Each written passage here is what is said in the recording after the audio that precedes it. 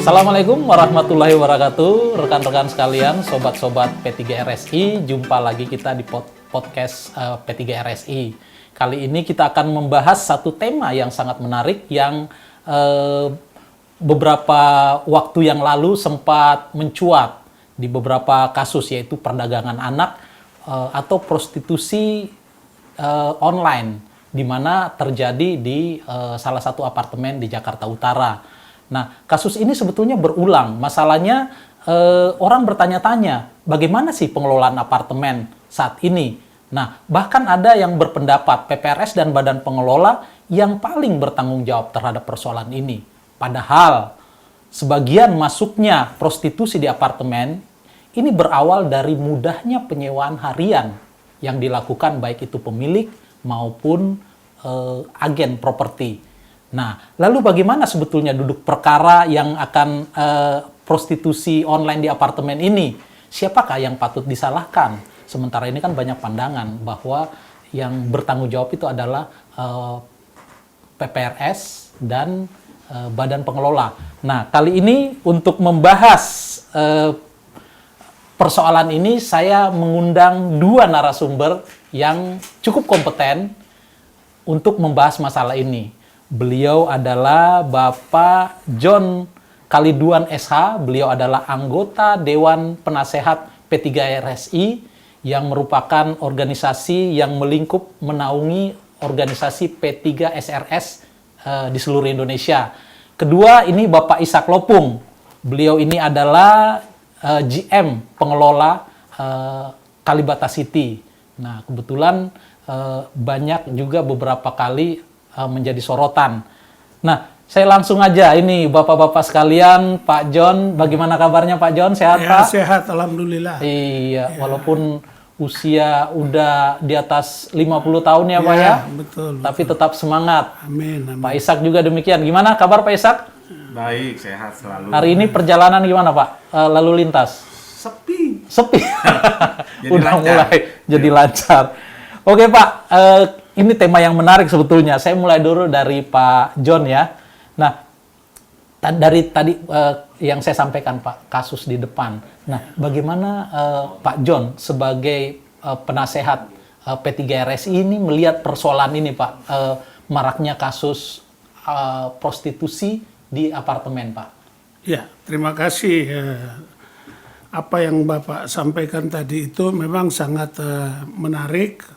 Dan kami di P3 RS itu, Persib, itu terdiri dari 53 anggota. Iya. Nah, itu ya 6 ada di Surabaya, apartemen pemilik, dan seterusnya. Iya. Jadi kalau disampaikan bahwa peranan Persi terhadap melihat terjadinya prostitusi online yang ditujukan kepada P3 RS khusus dan termasuk pengelola, ini sangat disayangkan menurut kami Pak Erlan. Benar ya Pak ya. Karena kita semua juga sama-sama tahu bahwa P3 RS dengan pengelola itu sangat ketat untuk memberikan sanksi-sanksi maupun peringatan-peringatan terhadap agen pengelola, dan termasuk juga bagian dari pemilik rumah yang dipersewakan.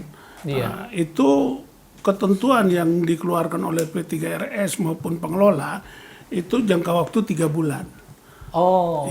Jadi 3 bulan ke atas. Itu ini masalah sewa menyewa Pak ya, di apartemen ya, gitu di apartemen. Nah, ketika sewa menyewa ini terjadi, ada yang kedapatan bahwa menyewa harian oleh boleh dikatakan pemilik ataupun agen yang mereka menunjuk. Nah, bagi kami P3 RS dengan pengelola itu sangat ketat. Kita tidak membiarkan bahwa terjadinya penyewaan harian. Emang ada keputusannya Pak, surat edaran atau apa yang dikeluarkan oleh pengurus gitu Pak? Ya, jadi surat itu sudah berulang-ulang kali peringatan, bahkan rapat dengan seluruh agen yang ada di wilayah apartemen di mana tempat agen-agen itu mengadakan kegiatan Iya. sewa menyewa, itu Betul. dipanggil dan rapat dan diberikan sanksi. Oh, Diberikan sanksi bahwa kalau kedapatan Anda akan dipecat menjadi rekanan di wilayah apartemen di mana kami berada untuk mengelola. ini khusus agent properti ya, Ya, Pak ya. agent properti. Nah, cuma kan kita tahu Pak bahwa apartemen itu sebetulnya tidak lagi sebagai murni tempat hunian, tapi dia sebagai objek investasi. Orang kan banyak beli khususnya apartemen, khusus disewain. Emang diperbolehkan nggak mereka menyewa? Kalau harian juga, emang apa masalahnya Pak kalau ini Pak? Iya, jadi tidak diperbolehkan harian karena kalau Iya. di apartemen itu walaupun mereka investasi Iya. jangka menengah dan jangka panjang, tetapi aturan kesepakatan yang diedarkan oleh perumahan Oke. dari Dinas Perumahan DKI Jakarta itu konsisten dengan kita 3 bulan ke atas. Berarti ada aturan dari aturan. Pergub ya Pak ya? Iya, Pergub. Pergub 133 yang mengatakan bahwa tidak diperkenankan sewa harian. Ya, harus 3 bulan ke atas. Minimal 3 Minimal bulan ke gitu ya atas, Pak ya. Nah ini, saya coba ke Pak Ishak nih. Ini kan kasus ini sebetulnya sering berulang Pak. Jadi bukan hal yang baru. Tapi kenapa hal ini terus terjadi? Gimana menurut Pak Ishak sebagai badan pengelola yang mengelola unit apartemen berapa Pak? 13.500. 13.000. Nah ini mungkin bisa diceritakan juga Pak. Silakan Pak Ishak. Oke, baik, makasih Pak Erlan. Kasus prostitusi yang terjadi di apartemen, Apartemen ya. itu karena ada penyebabnya karena harga sewanya itu murah. Coba kalau satu unit yang disewa itu misalnya 7 juta, 8 juta sebulan, Iya. mungkin jarang Jarang. orang. Jadi orang yang sewa-sewa seperti itu ya rata-rata ya adalah yang memang mau kerja, yang mau tinggal dengan benar. Iya. Itu biasa. Tapi kalau yang sewa harian yang biasa bisa di atas 200 sampai 300 atau paling tidak 400, itu bisa terjadi. Kalau dia gunakan hotel misalnya, Iya, ya, hotel kan cukup mahal. betul. Nah, dia cari yang lebih murah. Iya. Dan rata-rata ya mungkin kelasnya juga kan ada kelas-kelasnya ini prostitusi. Iya, betul. Dan juga misalnya ada orang untuk yang anak-anak kecil atau anak yang digunakan untuk perdagangan, itu juga gimana untuk bisa taruh tempat yang murah dulu lah, nanti mereka akan lakukan satu tindakan. Itu awalnya.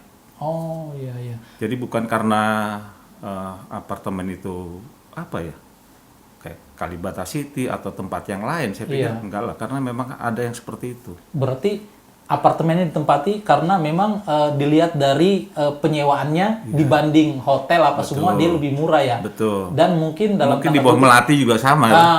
apalagi kalau kita lihat kan ada kelas-kelasnya Pak. Iya. Apartemen yang menengah ke atas itu jarang terjadi istilahnya gitu Pak. Betul. Nah, di kelas apartemen mana aja nih seperti yang ini nih? Rumah apartemen kelas Ya rata-rata subsidi misalnya Pak, ya? sebulan itu sewanya mungkin 3 sampai 4 juta lah, paling mahal 5 juta. 5 juta. ya. Iya, itu rata-rata bisa digunakan untuk hal begitu. Itu yang sering dimanfaatkan oleh orang-orang yang tidak bertanggung jawab untuk menggunakan tempat itu. Satu, kalau dia misal kayak Hotel Melati itu kan hanya 1 kamar. Kalau apartemen itu bisa 2 kamar. Oh, iya. Dan Bisa bisa dipakai ditempatkan 2. Iya, bisa ditempatkan beberapa orang di situ. Iya. Kalau sebetulnya modusnya yang selama ini Pak, pengalaman Bapak, modusnya itu seperti apa sih Pak? Bisa mereka istilahnya masuk hingga menempati, apa memang tidak dalam tanda tuh terdetek oleh petugas atau badan pengelola gitu Pak? Biasanya sih mereka lakukan sewa ya bukan anak-anak, bukan mereka, tapi Iya. ada orang yang lain yang Iya. memang memanfaatkan anak-anak ini untuk lakukan itu. Iya. Jadi misal tadi broker melakukan sewa harian ya kepada orang dewasa yang memang seperti secara resmi. Iya. Tapi nanti orang inilah yang akan membawa masuk anak-anak ini untuk tinggal di situ. Jadi secara legalitas dia mengikuti aturan gitu ya Iya. Pak ya? Gitu. Sehingga sepertinya tidak terdeteksi. Iya. Tapi nanti di dalam pelaksanaan di lapangan itu akan kelihatan, oh ternyata misalnya biasanya nih yang saya Iya. pantau itu adalah 4 atau 5 atau 6 orang anak-anak ya di Iya. atas mungkin di bawah umur 20 tahun itu gerombol dua laki-laki 3 perempuan itu. Nah, itu yang bisa kita deteksi. Tapi sekarang kan udah mulai merubah orang-orang kayak Iya. begitu udah nggak pakai pakaian mini lagi dan tidak Modusnya pakai ya. ini. Iya. Modusnya udah mungkin Pakaiannya secara sopan. agamais jadi bahwa oh ini orang bener gitu. Sopan gitu. Iya. Nah, Pak John, bagaimana Bapak ngelihat apa untuk meminimalisasi persoalan ini? Apa yang ada nggak koordinasi antara P3SRS dengan badan pengelola? Sejauh mana Pak kontrolnya pengurus ini terhadap badan pengelola? Apa ini Pak melihat selama ini Pak? Iya, jadi P3RS ini kan mitra dengan pengelola. Iya. Kerjasama dan setiap kali mereka pengelola harus memberikan laporan ya kepada kegiatan apa yang mereka kerjakan. Betul. Nah, biasa kita dengan sistem itu ada berlakukan kita punya WA bersama Iya. antara pengelola dengan penghuni dengan P3RS. Jadi narasumber bukan hanya dari satu sudut. Dari pengelola pun juga ada juga yang memberikan masuk karena kita WA group. Jadi WA group itu terdiri dari PPRS, pengelola dan penghuni. Iya. Nah, jadi kalau umpamanya ada hal-hal yang dicurigakan Iya. oleh prostitusi-prostitusi online yang dilakukan, karena mereka ini lebih lihai daripada pengelola juga dan pengawasan. Karena kenapa? Kita sama-sama tahu bahwa di apartemen itu kan tingkat pengawasannya ada 3 pintu, Pak. Oh iya. Jadi 3 pintu itu terdiri dari pintu lobi, Iya. terus pintu pengangkut barang, Iya. dan ada di bawah yang basement. Basement, Iya. tempat parkiran mobil ya. Tempat parkiran mobil. Oh. Nah, itu semua walaupun kita sudah pasang CCTV untuk memantau kegiatan mereka, tetapi ya kadangkala jebol juga gitu. Jebolnya karena gini, pengelola dengan PPRS ini tidak punya mendapat hak prerogatif dan atau kata kasarnya hak hukum. Penindakan Ya, gitu ya Pak. penegakan Memang hukum. Memang nggak boleh ya. Ya, Iya. karena kita tidak bisa sewenang-wenang memerintahkan pengelola untuk grebek. Walaupun kita punya tim security ada. Betul. Ya, kecurigaan boleh, tetapi dipantau. Tapi ada batas gitu ya. Iya, ada Di batas. dalam unit privacy nggak Ya, boleh di ini ya. ya, ada privasi yang terjadi Iya. di antara penghuni. Kedua, penghuni pun juga mohon maaf karena itu kan sekat saja yang memisahkan unit-unit. Betul. Nah, kalau kita juga terlalu bikin action yang agak kurang nyaman terhadap penghuni yang lain, mereka juga keberatan. Iya, protes gitu ya. Ya, jadi dasar hukum untuk kita menggerebek, mengambil tindakan juga akan menyangkut HAM juga, hak asasi manusia juga. Betul. Kalau memang kebetulan kita dengan pengawasan begitu ketat, kita sudah mencurigakan segala macam. Nah, tinggal sekarang sebenarnya pemerintah dengan pihak penegak hukum dalam hal ini polisi itu sebenarnya mesti penandatanganan MOU bersama, Pak. Oh. Antara Persib yang punya wadah menggabungkan semua PPRS, karena PPRS itu kan mengatur pengelola tuh. Nah, jadi laporan-laporan pengelola itu kalau tidak ada punya dasar hukum, kita tidak bisa menggerebek sembarang, karena akan menyalahi hak asasi. Ya, jadi yang kita harapkan sebenarnya adalah satu jalan yang harus diambil oleh pemerintah. Dalam hal ini gubernur dengan Kapolda, penandatanganan kesepakatan, lalu kita sebagai mitra P3RS itu mengikuti dinas perumahan untuk melakukan kegiatan-kegiatan pengawasan. Karena kalau Pak Erlan lihat benar-benar bahwa dikatakan bahwa prostitusi online, ini kan sistem online, berarti mereka connect-nya kan bukan lewat ini dengan cara-cara WA, dengan gitu cara ya, ini, dengan cara ini, ya itu dengan ini. Jadi untuk bisa dideteksi secara langsung, Tadi yang agak dikatakan oleh Pak Isa kan, Iya. sudah versi mereka udah berbeda lagi. Iya. Penampilan sudah tidak bukan lagi celana pendek, Iya. baju setengah Betul. mini, ya toh.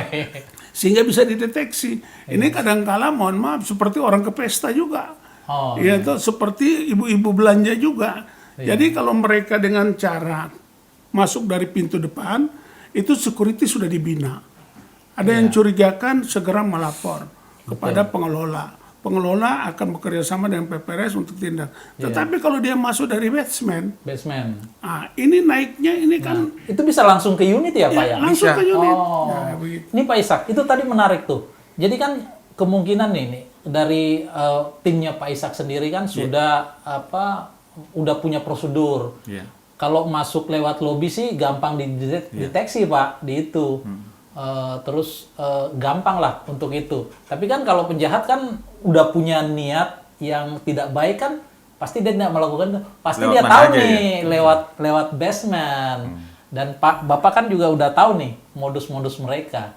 Nah, apa Pak kiatnya untuk paling nggak di basement ini biar bisa dalam tanda kutip menyaring orang-orang yang tidak bisa langsung ke unit masing-masing gitu Pak?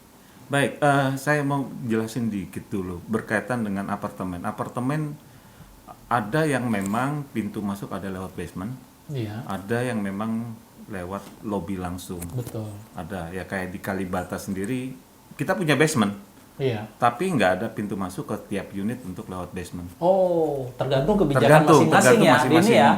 Tergantung masing-masing Betul. apartemennya. Ya. Nah, kalau lewat lobby biasanya sih memang ada terlihat Iya. terlihat orang-orang ini. Tapi kalau mobilisasinya terlalu tinggi, kayak di Kalibata tuh tinggi sekali, Iya. sehingga orang lalu lalang pun untuk masuk ke unitnya aja itu ya, karena satu unit aja udah cukup tinggi, udah banyak orang. Nah, mungkin di tempat lain pun juga bisa. Kayak di sini, di tempat lain misalnya ada yang mungkin dia punya parkir sampai lantai 9. Iya. Ya itu bisa pintu masuk, bisa juga. Betul. Nah, ya tinggal bagaimana pihak security dalam mendeteksi ataupun menerima orang-orang yang pendatang untuk mengecek tujuannya kemana, dia mau ke unit berapa, ke lantai berapa, Iya. tinggalin KTP. Iya. Mungkin dengan konsisten seperti itu paling tidak meminimalisir Iya. ya, meminimalisir orang-orang yang tidak dikehendaki untuk melakukan sesuatu yang ada atau melakukan sesuatu yang tidak kita kehendaki di apartemen kita. Iya. Nah, itu aja sih yang mungkin perlu nih, dan juga ke rutin kita untuk harus lakukan pengecekan secara ini. Memang kata Pak John bahwa kami di lapangan kadang-kadang mengalami suatu kesulitan. Kesulitan dalam arti kata untuk menindak. Iya. Orang itu kita bisa tangkap. Mungkin nggak gerbek sih, nggak juga, tapi Iya. misal kita ikutin nih orangnya udah kelihatan nih kan, Iya. modus-modus tipe-tipenya kita ikutin sampai ke unitnya gitu kan. Iya. Lalu kita ketok, kita minta datanya, data sewa menyewanya ada nggak gitu. Iya. Oh ternyata dia nggak punya, kita bawa turun ke bawah ke posko security.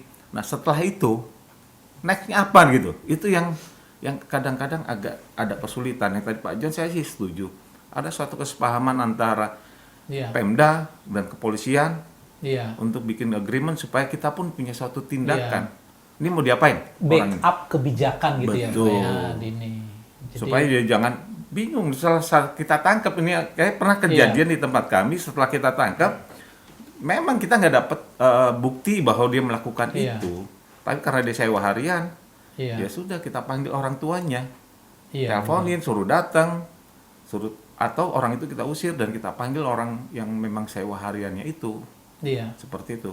Oke, Pak John, ini kan salah satu masalahnya pintu masuk prostitusi masuk ke apartemen itu adalah dari sewa harian, Pak. Ya, Nah, betul. kita mau tahu nih, apa saja kebijakan dari P3SRS itu tentang sewa harian ini yang konkret, Pak, gitu, Pak? Iya, jadi sewa harian sebenarnya tidak dapat dibenarkan Iya. oleh pengelola, oleh P3RS. Iya. Cuman kadangkala pemilik dengan agen ini kan Iya. mereka ini kan pada saat perlakuan terjadi transaksi itu pengelola kan tidak mengambil keuntungan dari Iya. sewa menyewa mereka. Jadi sama sekali pengelola tidak bisa mendeteksi. Benar, Pak. Nah, yang kita terjadi itu apabila mereka itu pada saat mengelola, kan ada perjanjian-perjanjian kesepakatan dengan pemilik Oke. maupun dengan agent. Oke. Nah, tetapi kalau umpamanya kedapatan itu terjadi ketika Iya. mereka sudah cecok, Oh iya, ketika terjadi ya bermasalah gitu ya, Pak, ya? bermasalah, cecok Iya. bermasalah itu timbul ya dikarenakan ada umpamanya nih. Iya. Ada uang kunci, Iya, uang kurang bayar. jaminan, untuk Kurang bayar bayar, cleaning service, Iya. untuk listrik mingguan, Iya. nah, yang berapa ini, itu terjadi keributan baru dibawa tangani oleh security, baru Iya. kami tahu. Kalau dia untung Ya, diam-diam, Pak. ya, tapi kalau nggak untung, tapi kalau lapor. dia diam-diam terus menjalankan Iya. dia punya visi misi, Iya. pengelola dan PPRS tidak akan tahu Biasa, sejauh Pak. itu. Ya. Pedagang kalau untung diam-diam, Ya. tapi kalau rugi teriak-teriak Ya, gitu ya, Pak. itu masalahnya di situ. Iya, iya. Ya, yang terjadi di apartemen. Iya. Tetapi kalau bilang pemberitahuan, Iya. pengumuman itu sudah dilakukan Oh, udah di ada ya, media di media. maupun di areal-areal parkir, itu spanduk-spanduk sudah disampaikan Iya. bahwa pengelola mengumumkan PPRS 3RS ini bahwa dilarang untuk penyewaan harian. Iya. Harus 3 bulan ke atas. Pak, apakah keputusan itu lewat keputusan ruta rapat umum tahunan atau ke rapat umum pengurus atau apa, Pak? Ya, jadi yang tadi sudah kita kan mendapat surat edaran dari Betul. Dinas Perumahan tuh. Iya. Nah, kita bikin dalam bentuk ya ruta Iya. maupun dalam bentuk Diputuskan di ya situ ya. keputusan yang ada, dan itu sampai saat berjalan tahun bertahun tetap itu pengumuman itu tidak pernah dibatasi, harus tetap jalan terus. iya. Nah, cuman yang terjadi nih ya mohon maaf ini. Iya. Karena kita tidak diberikan kewenangan sebenarnya Oke. oleh pihak keamanan dan pemerintah setempat kepada P3RS dalam rangka tindakan preventif pencegahan awalnya kalau umpama dicurigai lalu ada aturan hukum yang mengatakan PPRS berhak menegur Iya. dengan cara menanyakan dan segala macam. Iya. Nah, itu berarti permulaan pencegahan. Oke. Nah, itu yang kita harapkan. Selama ini, Pak, selama ini kalau dengan aturan itu, adakah sanksi yang tegas kalau ditemuin ada yang melanggar gitu, Pak? Oh ya, Sewa harian. kita dengan PPRS ini mengatakan pengelola mencabut dia punya mitra kerjasama. Kalau untuk agent properti. Iya, agent properti. Kalau- Kalau yang punya perumahan Kalau pemilik. itu kalau kita kedapatan yang betul, kita putus tuh listriknya Oh. dengan iya. airnya. Oke, saya mau nanya dulu nih, Pak Ishak. Sebetulnya gimana sih, Pak, prosedur atau aturan yang ditetapkan oleh badan pengelola kalau orang mau menyewa itu? Biasanya kan pasti dia nggak lapor kalau sewa harian, Pak, atau apa gitu. Nah, walaupun nggak dia sewa harian, kalau nggak salah banyak juga yang nggak ngelapor. Nah, saya mau nanya dulu, Pak, gimana sih sebetulnya prosedur orang kalau mau sewa unit apartemennya gitu, Pak? Oke, saya mau tegaskannya dulu nih bahwa badan pengelola tidak berhak melakukan sewa menyewa. Badan pengelola ya? Badan pengelola karena dia harus Oke. fokus kepada pelayanan kepada area bersama, tanah bersama, benda bersama. Oke. Ya. Lalu berkaitan dengan sewa menyewa dalam house rule-nya sendiri sudah dinyatakan bahwa jikalau pemilik atau agent siapapun yang melakukan sewa menyewa kepada siapapun itu harus melapor 1 kali 24 jam ke Iya. badan pengelola supaya nama itu bisa terdata dan bisa kita jikalau terjadi apa-apa Iya. maka kita bisa tahu bahwa ini si A yang tinggal, Oh iya. dia KTP-nya ini, tinggalnya di sini, alamatnya di sini. Karena pernah ada kejadian orang sewa harian, Iya. cuman tujuannya lompat bunuh diri. Nah, ternyata kita juga nggak tahu data itu. Iya. Nah, kita harapkan seperti itu di dalam house rule kita ada. Iya. Dan itu pun juga kita sampaikan kepada para agent untuk bahwa kalau Anda menyiapkan sewa bukan sewa harian, iya. penyewaan Penyewaan. harus melaporkan Iya. data. Kita nggak butuh rupiahnya. Iya. Kan dalam sewanya perjanjian itu kan ada rupiah, silakan hilangin, tetapi Oke. nama dan data itu kita perlu. Iya. Yang diperlu itu data yang menyewa gitu ya Pak ya, Iya, siapa aja gitu betul. ya ini ya. Supaya bisa terawasi dan terkontrol. Karena apa? Jikalau ada lagi tadi saya bilang, Iya. ternyata yang sewa harian itu tinggal dan sakit, Iya, betul. kita harus hubungin ke siapa? Nah itu yang kita perlu tahu. Iya. Supaya akan memudahkan. Seberapa banyak Pak penghuni atau agent ini yang menyewakan terbuka, atau artinya mereka melapor gitu Pak? Kalau seberapa banyak tergantung agent yang jujur, yang mau benar, yang memang berusaha untuk dia hidup di suatu apartemen, dia akan terbuka dan akan menyampaikan. Oke. Tapi kalau yang dia kucing-kucingan, Iya. dia mau nyari keuntungan sesaat, biasanya sih nggak mau. Iya, iya. Gitu ya, Karena pastinya. di apartemen tuh kita sebagai pengelola akan mengumpulkan agen-agen sehingga itu menjadi agen resmi, agen terdaftar. Iya. Jikalau terjadi sesuatu terhadap agen itu, ya kita bisa blacklist, bisa Oh. keluarkan. Di ini ya. Iya, tapi kalau yang kadang-kadang yang sering sembunyi-sembunyi adalah si pemilik menyerahkan kepada agen yang tidak resmi yang ada di apartemen. Iya. Nah, itu yang membuat akhirnya sering terjadi seperti itu. Berarti di apartemen sendiri pengelola itu mendata ya Pak ya? Ada data. Agent-agent Betul. beroperasi. Kalau di Betul. Kalibata sekitar berapa Pak agent yang beroperasi Pak? Yang resmi? Yang resmi itu ada sekitar 25. 25. Dia punya dengan Kantor. catatan dia punya kantor. Kantornya ya. Iya, kalau nggak ada ya nggak bisa. Harus ada izin operasinya, izin Izin operasi nih sampai sekarang ya ini harus dibicarakan dengan Kementerian perdagangan. bukan Par- pariwisata. Pariwisata. Oh, pariwisata ya. Iya. Nah, ini harusnya ada aturan yang menyatakan sebenarnya aturannya ada tapi tinggal bagaimana nih bisa dia harus punya izin. Iya. Izin resmi yang supaya dia bisa lakukan sewa dan memang terdaftar. Jikalau dia melakukan penyimpangan, Iya. kita bisa laporin ke Dinas Pariwisata untuk ini dicabut izinnya. Iya. Selama ini udah ada Pak? Belum Yang ada. bisa? Belum ada. Belum jalan. Belum ketangkep. Bukan belum ketangkep, belum jalan. Belum jalan, belum Iya, jalan. kami udah pernah sampaikan ke Dinas Pariwisata dan Iya. kita pernah juga ketemu dengan para agen dan jelaskan oleh dinas Iya. untuk bisa terdaftar, tapi proses ini masih Iya. belum bisa dipenuhi. Belum dipenuhi ya. Nah, ini menarik Pak. Jadi kan sebetulnya kasus-kasus prostitusi itu bukan istilahnya tidak diketahui oleh badan, maksudnya tidak dibiarkan oleh badan pengelola dan PPRS. Tapi kan ada pandangan nih masyarakat bahwa ini adalah tanggung jawab pengelola dan PPRS. Malah ada yang bilang, wah itu pengelola jangan ambil untung lah dari sini. Nah, gimana pendapat Bapak dengan masalah ini? Apa memang pengelola Kita ngambil nggak dapat untung, Pak? duit, kita yang dituduh ya. Ya, jadi begini Pak Erlan. Iya, Kalau kita melihat memang ini kan penilaian dari luar. iya, Tetapi ketika masuk sampai ke dalam, Iya. itu P3RS dengan pengelola itu kerjasama iya, untuk mencegah semua kegiatan-kegiatan yang bukan hanya online prostitusi, Iya, tetapi narkoba. pengedaran narkoba juga, iya.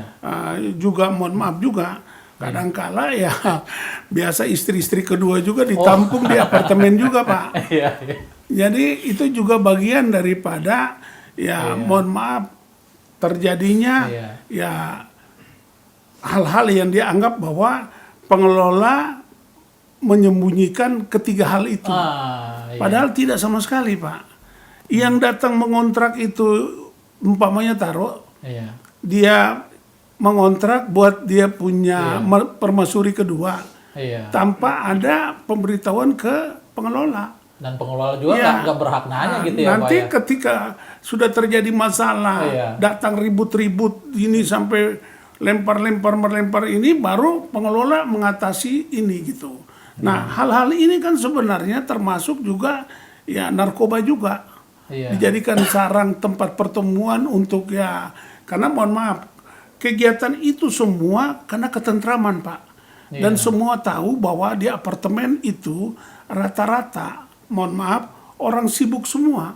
Iya. Yang pagi sudah kerja, malam baru pulang. Nah, itulah yang dikatakan bahwa Pak Ishak tadi digunakan apartemen sebagai prostitusi itu karena ketenangan, Pak. Oh iya, artinya lebih ini ya, lebih privasinya ya Pak ya. Lebih Ini ya. tenang karena mohon maaf di apartemen kan Bapak boleh lihat palingan cuma 2 kamar. Jadi yang punya apartemen itu palingan ya ada 3 kamar, ya kan? Berarti dia minimal punya anak harus 1, 2. Tapi kalau semua kesibukan pagi sudah kerja, malam baru pulang. Nah, terus persoalannya siapa yang mengawasi siapa, Pak? Di apartemen itu sangat sekali jarang saling menyapa sebelah depan untuk kiri kanan dan tidak saling baku tahu, Pak, karena semua punya kesibukan. Jadi kalau dikatakan bahwa pengelola mencari untung dalam penyewaan maupun ini, itu salah paling besar, Pak. Karena kita untuk mendeteksi itu yang tadi dikatakan Mbak Ishak itu dengan bermacam cara, ya kita juga kan kerjasama dengan RT RW, Pak. Oh iya. Di apartemen itu kan ada mereka ada RT, beberapa unit itu terdiri RT RT dan ada RW. Kami juga bekerja sama pengelola dengan mereka, tetapi ya sering juga jebol karena ya persoalan yang tadi yang kami katakan Kesibukan itu ya Pak ya. kesibukan dan segala macam. Lalu yang kedua yang paling repot lagi nih tadi itu, Pak, tidak punya landasan hukum untuk bertindak. Iya. Nah, itu yang jadi masalah. Catatannya. Itu catatannya, Pak. Iya. Pak Ishak, Ya. ini kan pengelola memang ambil apa sih untungnya pengelola dari kasus-kasus ini, ada nggak untungnya? Ada. Pak? Nggak ada ya Pak Kita ya? nggak ada sama sekali. Makanya tadi bilang pengelola tidak lakukan sewa menyewa. Oh iya. Jadi sama sekali kita nggak ada untung dari sewa menyewa, nggak ada. Nggak ada ya Pak ya? Nggak ada sama sekali. Karena yang ngambil untung itu ya agent atau si pemilik terhadap hal itu. Kalau kita selalu dapat buntungnya. Iya. Ada nggak kemungkinan Pak kalau sumpamanya ada oknum dalam tanda kutip terlibat, mungkin itu dari pengelola gitu Pak. Kalau kami tahu bahwa salah satu oknum yang ada di pengelola itu terlibat, hari itu pasti keluar. Iya, ada ini. Kalau ada buktinya bahwa memang dia terlibat, itu udah pasti kita keluarkan dari Kalibata dan kita akan blacklist supaya dia tidak masuk ke dalam area apartemen. Iya. Artinya kan dia merugikan badan pengelola secara kelembagaan. Betul. Ya Pak ya, padahal pengelola sendiri memang fungsinya untuk pelayanan aja, bukan pada mencari keuntungan dari sewa menyewa itu gitu ya. Nah, sejauh mana Pak keterlibatan yang diharapkan keterlibatan warga nih? Ini kan harus tidak semua harus agak sulit kalau badan pengelola harus semua mengawasi. Bagaimana partisipasi warga dalam kemungkinan yang diharapkan untuk sama-sama mengawasi apartemen, Pak? Ya. Saya sangat berharap bahwa peran warga yang ada di apartemen itu harus berperan aktif. Iya. Misalnya contoh, saya hari ini ada di kantor, tentunya saya nggak akan ada dengan jam yang sama dan waktu yang sama, akan ada di lantai 10 di tower yang lain. Nah, oleh karena itu peran warga lah yang harus bisa memberitahu, menyampaikan jikalau ada didapat ditemukan indikasi orang-orang yang tidak benar. Nah, kalau dengan dasar itu maka kita akan lakukan satu tindakan dengan mendatangi unit tersebut. Misalnya contoh ada satu warga komplain di sebelahnya berisik gitu ya. Ataupun ya kita akan datangi setelah dia lapor ke kami. Meskipun tiap hari pun kita akan lakukan pengawasan di setiap lantai.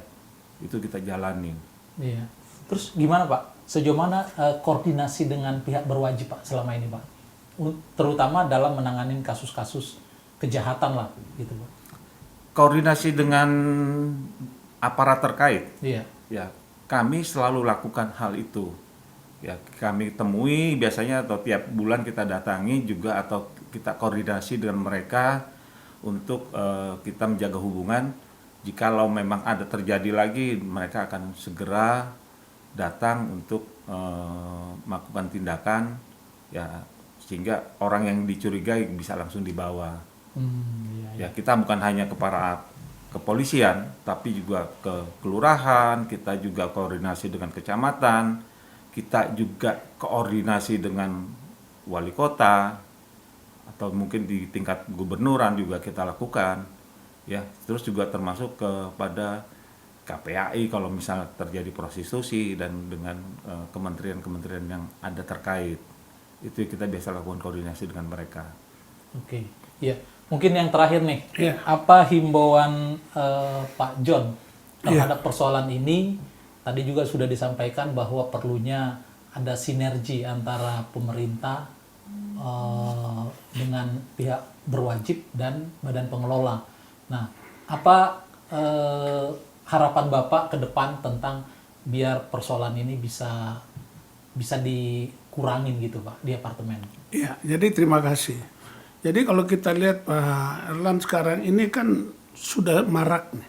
Iya Pak. Bahkan presentasinya itu kan sampai 32% di apartemen. Iya. Presentasinya 42 di Iya. perhotelan yang kelas mini ke Itu bawah. data Polda ya Pak ya? Data Polda yang kemarin disampaikan. kita disampaikan ya, dalam yang disampaikan webinar. itu. Ya. Saya berharap bahwa mesti ada pengumuman melibatkan unsur Polda dengan P3RS Iya. di spanduk. Iya. Jadi himbauan bersama sehingga pada saat mereka masuk di areal apartemen, wah sudah lihat ini bahwa bukan hanya PPRS tapi ada simbol dari logo Polda Metro Jaya menghimbau. Betul. Sehingga wah ini sudah dipantau kita ini. Iya. Jadi gerakan kita ini betul-betul sudah harus mengambil sikap untuk beralih tempat. Sehingga volume yang tadi 32% Iya, katanya 23%. 23% ya, Pak di apartemen. ya 23% katanya di apartemen itu, ya semoga kira-kira makin hari makin turun. Kedua, sebenarnya juga nih peranan Menteri Agama Pak. Oh iya. Karena ini kan menyangkut moral. Betul. Moral akhlak manusia ini. Iya. Perilaku hidung belang ini nih kan. Yang menjeret anak-anak muda yang di bawah umur. Kan rata-rata itu 12 tahun sampai dengan 16 tahun. 16 tahun. Ya, yang kita presentasi baru-baru yang kita dengar dari apa yang disampaikan oleh KPI itu. Nah, ini kan sangat disayangkan. Nah, 3 lembaga ini mesti terlibat, Iya. yaitu Mabes Polri, Menteri Agama, dan Menteri Dalam Negeri. Dalam hal ini melibatkan unsur pemerintahan. Daerah. Ya, sehingga bisa terjadi atau sekaligus dibikin pos-pos penyuluhan. Ya, atau kepada agen-agen ini ya minta juga mereka dibekali juga gitu.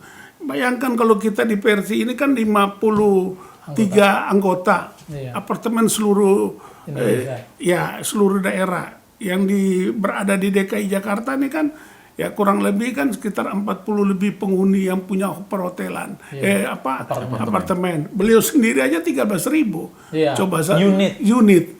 salah satu. Yang dikelola. Ya, berarti sudah berapa ribu. Iya. Nah, berapa puluh ribu agen yang terlibat di dalam. Betul. Jadi kalau ada penyuluhan agen-agen yang tadi beliau katakan bahwa agen itu dia tidak punya izin resmi. Iya. Yang dikeluarkan sebenarnya kalau beliau katakan dari pariwisata, kalau saya tidak, harus dari perumahan, dinas perumahan yang mengeluarkan, sehingga ada apa-apa dinas perumahan bekerja sama dengan ketiga PPRS dengan pengelola itu untuk diambil tindakan pencabutan izinnya. Sekarang kan sudah kembali lagi ke OSS. Iya. Yang dikatakan Ibu Lady kemarin itu kan sudah dikembalikan ke OSS. Iya. Ya, jadi mereka tidak lagi punya izin yang dikeluarkan oleh perumahan itu. Dulu kan masih ada sebenarnya di dinas perumahan. Nah, ini untuk mengontrol ini harus memang betul-betul kembali lagi. Penatanganan 3 menteri ini nih, 2 menteri 1 Kapolri untuk membasmi apa yang dikatakan oleh hasil persentase 23% terjadi di apartemen. Dan pengumuman ini pengumuman harus himbauan. Saya pikir itu jalan yang ampuh untuk 2021 ini untuk dapat mencegah kegiatan-kegiatan hal-hal yang prostitusi, termasuk juga ya narkoba, ya itu juga harus perlu melibatkan unsur pemerintah. Iya. Mungkin itu. Oke, ada tambahan mungkin yang terakhir Pak Ishak, silakan Pak. Saya setuju dengan itu ya. Jadi memang dari sisi eksternalnya dilakukan ya koordinasi ataupun komunikasi yang baik supaya kami yang di dalam sebagai pengelola bisa lebih leluasa untuk melakukan suatu tindakan-tindakan terhadap orang-orang yang melakukan penyewaan harian atau mereka melakukan prostitusi di situ, dan juga yang prosesi online ya dari Kementerian Inforkom harus juga melakukan penyaringan terhadap sewa-sewa ataupun orang yang bisa menyewakan atau menggunakan perempuan ataupun siapapun, itu juga harus jalan.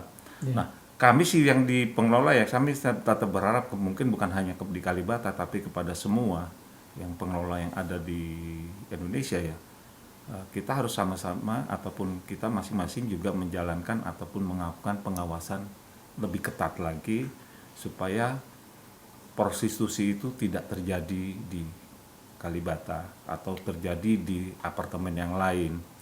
Dan jikalau itu bisa, saya yakin ini akan lebih baik. Akan lebih aman. Itu aja. Oke Pak, terima kasih. Pembicaraan kita sangat menarik. Mudah-mudahan apa yang kita bicarakan ini bermanfaat. Yang bisa saya ambil kesimpulan adalah bahwa persoalan prostitusi dan kejahatan lain di apartemen ini bukan hanya tanggung jawab dari P3 SRS dan badan pengelola semata, tapi semua unsur stakeholder seperti pemerintah, kepolisian, agen properti, pemilik juga harus sadar untuk menanggulangi masalah ini. Mudah-mudahan apa yang kita bicarakan bermanfaat, Pak. Kita akan bertemu lagi dengan tema-tema yang lain. Terima kasih telah menonton podcast kami. Sekian. Assalamualaikum warahmatullahi wabarakatuh. Waalaikumsalam.